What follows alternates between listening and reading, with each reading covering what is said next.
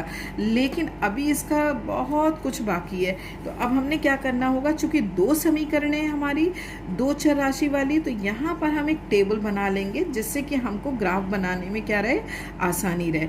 Table, ये हमारी table रहेगी समीकरण 1 के लिए। किसके लिए रहेगी, समीकरण 1 के लिए। तो आप चाहे अपनी आराम सहूलियत के लिए यहाँ पर लिख सकते हो समीकरण 1 के लिए। अब देखो 1 के लिए क्या, जब हम जैसे जैसे x का मान रखेंगे वैसे वैसे y का मान रखेगा। Now see the process, x minus 7y is equal to क्या है, -42। अब हम x का मान मान लीजिए 0 रखते हैं। क्या रखते हैं, x इज इक्वल टू 0 रखने पर तो देखिए y का मान निकलेगा, क्या निकलेगा, 0 minus 7y is equal to -42। 0 रखा है x के स्थान पर 0 रखने पर, तो जब हम x का मान 0 रखेंगे तो देखो y का मान क्या निकल रहा है, -7y इज इक्वल टू -42। क्योंकि 0 का कोई मतलब तो होता नहीं, दोनों तरफ के माइनस माइनस कैंसिल हो जाएंगे, तो ये हो जाएगा 7y is equal to 42, y is equal to 42 upon 7। तो y इज इक्वल टू कितना हो जाएगा, 6, 7 6 42। तो देखो 6 वैल्यू निकल गए। अब मैं सोचती हूँ कि तुम्हारा ये बात तुम्हें समझ लग गई होगी कि किस तरीके से हम अलग अलग मान रख सकते हैं। 0 रख दिया, हो सकता है अब तुम x का मान 7 रख लो या 6 रख लो या 14 रख लो, कुछ भी रख लो। तो x का मान 7 इस तरीके से मान रखना कि कट भी जाए, ये नहीं कि तुमने 2 रख दिया 3 रख दिया। तो इस तरीके की वैल्यू नहीं रखनी कि जिससे तुम्हें प्रॉब्लम हो। इस तरीके से रखना है x के वैल्यूज। रखने को तुम कुछ भी रख सकते 1 2 3 4 5, लेकिन कैलकुलेशन भी हमारा इजी रहे। ये ना हो कि 1 तो रख दिया, अब हमने 1 तो रखने के बाद ये जब ट्रांसफ़र हुआ तो 41 आ गया, अब तुम काटते रह जाओ ताउम्र तक। क्योंकि 7 के टेबल में जो या तो 14 आना चाहिए, 21 आना चाहिए, 28 आना चाहिए, इस तरीके से वैल्यू आना चाहिए। तो इसलिए हम x की वैल्यू इस तरीके से रखेंगे कि वो पक्षांतर करने पर 7 के टेबल से वो डिविजिबल हो। इस चीज़ का बेटा ध्यान रखना, ये 7 ही की बात नहीं है, और आने वाली जो इक्वेशंस होंगी उसमें भी इसी तरीके से फोकस करिएगा। बेटा x इज इक्वल टू 7 रख देंगे, जैसा कि अभी बता ही दिया मैंने आपको पूरा, है ना। तो 7 क्यों रखा, 6 क्यों नहीं रखा x की जगह पर, या 5 क्यों नहीं रखा, क्योंकि वो फिर 7 के टेबल से डिविजिबल नहीं होगा। तो अब हमने x इज इक्वल टू 7 रखा, तो 7 minus 7y is equal to -42। तो अब जैसा कि आप इक्वेशन को पता ही है कि हम जब आपके कांस्टेंट टर्म्स होते हैं उसे पक्षांतर कर देंगे तो प्लस का 7 इधर आएगा, -7 -49 हो जाएगा। तो अब जब यहाँ पर हम लोग आएंगे माइनस माइनस कैंसिल, तो 7y इज इक्वल टू 49। अब 7 7 से 49, तो y की वैल्यू यहाँ पर क्या आ गई, 7। अब नाउ x की वैल्यू हमने फिर रखी, पहले 0 रखी, फिर 7 रखी, 14 रखेंगे। अब बच्चे के माइंड में आ रहा होगा कि मैम तो बहुत जल्दी जल्दी बता रही हैं। देखिए एक ही बार मैं बता चुकी हूँ कि जब हम इक्वेशन को ध्यान से, समीकरण को बेटा ध्यान से रखना, क्योंकि नंबर एक ऐसा आ रहा है कि 42 और y के साथ नंबर जुड़ रहा है 7। तो इस तरीके से बेटा नंबर लेना x के प्लेस पर कि जो 7 के टेबल में डिविजिबल हो जाए और जिससे वो हमारी समीकरण आसानी से सॉल्व हो जाए। नहीं तो फिर थोड़ी प्रॉब्लम होगी कि डेसिमल में आने लगेंगे। इसलिए हमने x की वैल्यू क्या रख ली, 14 रख ली। तो जब हमने x की वैल्यू 14 रखी तो 14 जब इधर ट्रांसफ़र होगा तो -56 हो जाएगा। और जब यहाँ पर ये सॉल्व देखो कराया मैंने धीरे धीरे, 7 को डिवाइड करेंगे तो 8 आ जाएगा। तो इस तरीके से हमारी ये पूरी टेबल बन गई।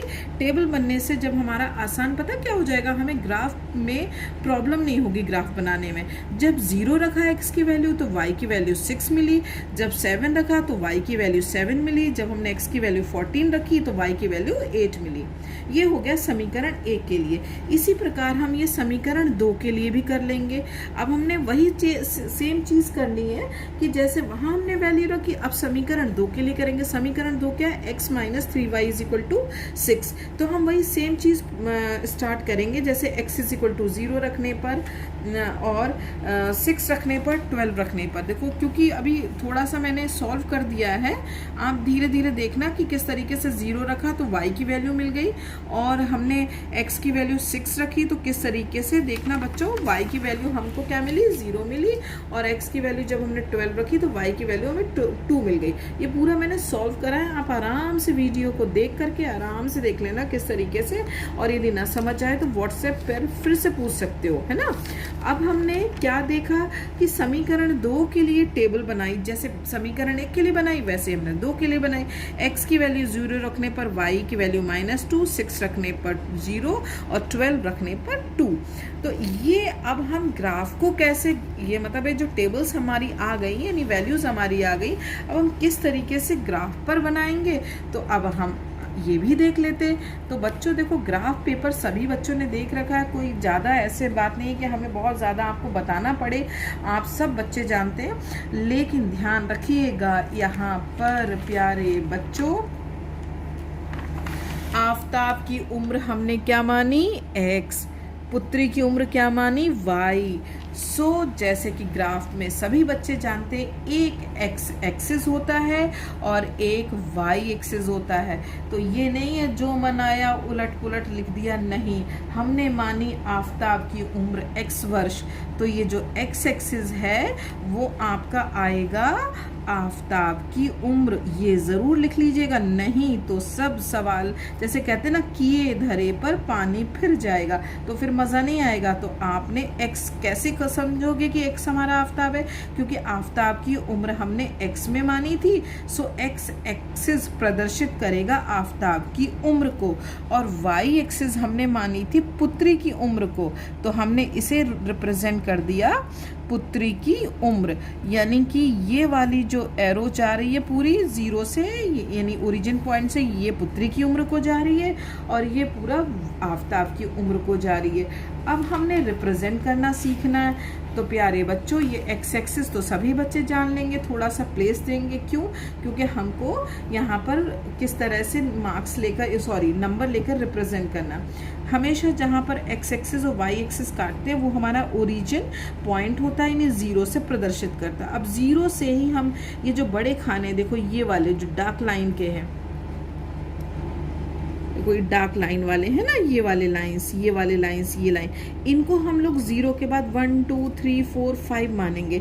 लेकिन आप यदि ध्यान दो तो यदि एक्स एक्सिस में हम 1 2 3 मानेंगे तो 14 तक हमारा लंबा चला जाएगा, जो कि क्या पेपर के आउट ऑफ पेपर हो जाएगा।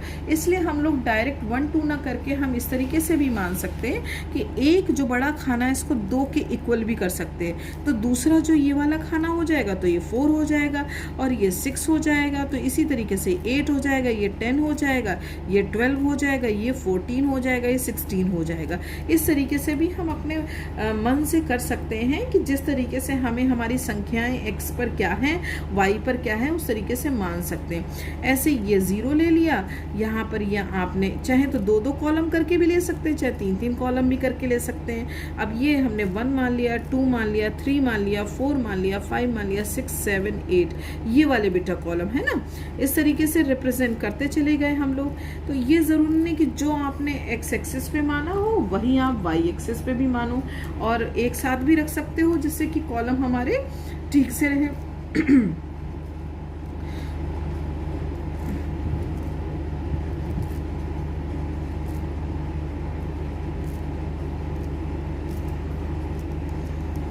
इस तरीके से कर लेंगे। तो वो हमारा डिपेंड बेटा करेगा कि हम लोगों के x और y के नंबर कितने रिप्रेजेंट कर रहे हैं। ज़्यादा बड़े कर रहे होंगे तो एक कॉलम को हम लोग थोड़ा सा कम करके कर लेंगे, जैसे कि एक बड़ा खाना बराबर 4 के बराबर मान लिया तो दूसरा बड़ा खाना 8 हो जाएगा। और यदि छोटे छोटे हैं तो आप एक बड़ा खाना 1 भी कर सकते हैं, 2 भी कर सकते हैं। तो आओ अब हम लोग रिप्रेजेंट करें पहले समीकरण के लिए।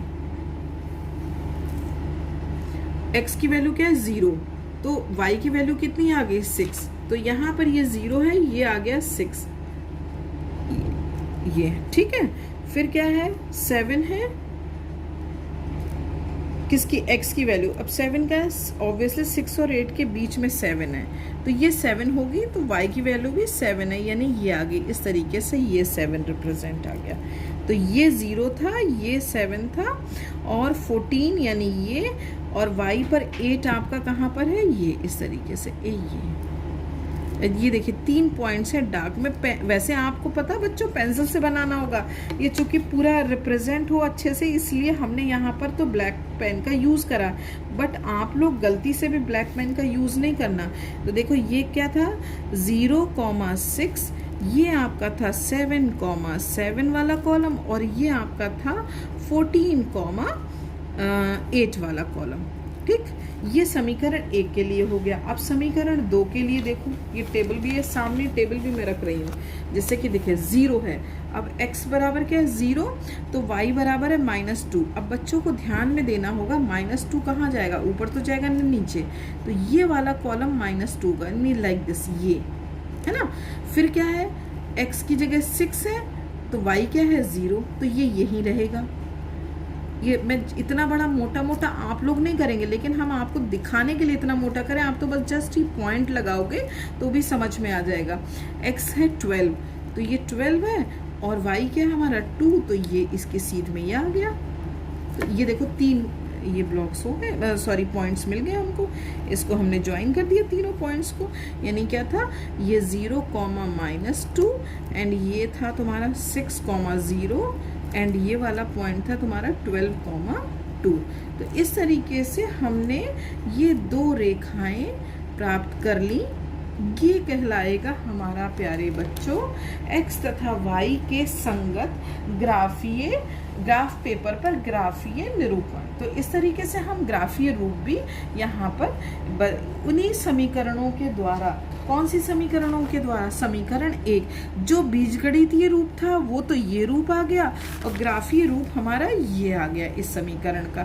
तो ये समीकरण 1 थी हमारी x - 7y = -42 का ग्राफीय रूप, ये वाला, और ये वाली समीकरण का ग्राफीय रूप है x - 3y = 6।